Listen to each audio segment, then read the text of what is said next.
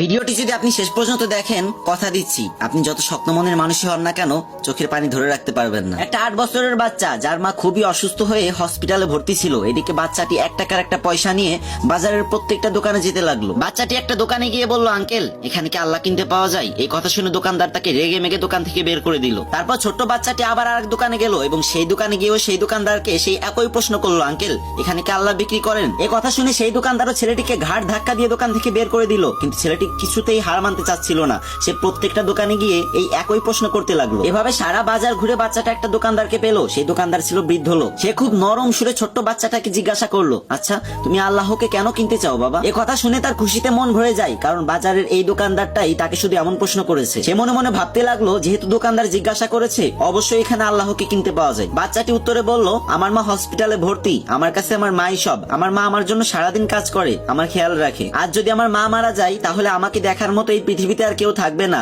Doctor বলেছে একমাত্র আল্লাহ তাআলাই তোর মাকে বাঁচাতে পারে, তোর মার শ্বাস ফেরাতে পারে। আপনার এখানে তো নিশ্চয়ই আল্লাহকে কিনতে পাওয়া যায়, তাই না? যাকে দিয়ে আমি আমার মাকে বাঁচাবো। তখন দোকানদার বলল, হ্যাঁ অবশ্যই এখানে আল্লাহ পাওয়া যায়, কিন্তু তোমার কাছে কত টাকা আছে? তুমি আল্লাহকে কিনতে পারবে? তখন বাচ্চাটি খুশি হয়ে বলল, এই তো আমার কাছে 1 টাকা আছে। তখন দোকানদার বাচ্চাটির হাত থেকে 1 টাকার পয়সাটা নিয়ে বলল, আরে আমার এখানে তো 1 টাকা দিয়েই আল্লাহকে পাওয়া যায়। দোকানদার ছেলেটিকে 1 বোতল পানি দিয়ে বলল, এটা আল্লাহর দেয়া পবিত্র পানি, এটা তুমি তোমার মাকে খাওয়াবে, দেখবে তোমার মা একদম সুস্থ হয়ে যাবে। কিন্তু এতটুকু পানিতে যদি না হয় তাহলে আমি পরবর্তীতে এর থেকে অনেক বেশি পানি পাঠিয়ে দেবো। আচ্ছা তুমি কি আমাকে হসপিটালের ঠিকানাটা বলতে পারবে? বাচ্চাটা খুব খুশি হয়ে হসপিটালের নাম আর ঠিকানাটা দোকানদারকে দিয়ে দিল। পরদিন বাচ্চাটির মাকে আইসিইউতে ভর্তি করা হলো। 7 দিন পরে বাচ্চাটির মা একদম সুস্থ হয়ে গেল। কিন্তু হসপিটালের বিল দেখে তার চোখে পানি চলে আসলো, কারণ এত টাকা দেওয়ার মতো সামর্থ্য সেই গরিব মায়ের ছিল না। তখন একটা স্টাফ এসে তাকে বলল, আপনি চিন্তা করবেন না, আপনার বিল তো একজন বয়স্ক লোক দিয়ে গেছে, সাথে একটা চিঠিও দিয়ে গেছে। চিঠিতে লেখা ছিল, আমাকে খুঁজে ধন্যবাদ দেওয়ার কোনো প্রয়োজন নেই, যদি ধন্যবাদ দিতেই হয় তাহলে আপনার ওই অবুঝ বাচ্চাটাকে দেন, যে কিনা 1 টাকা দিয়ে মাকে বাঁচানোর জন্য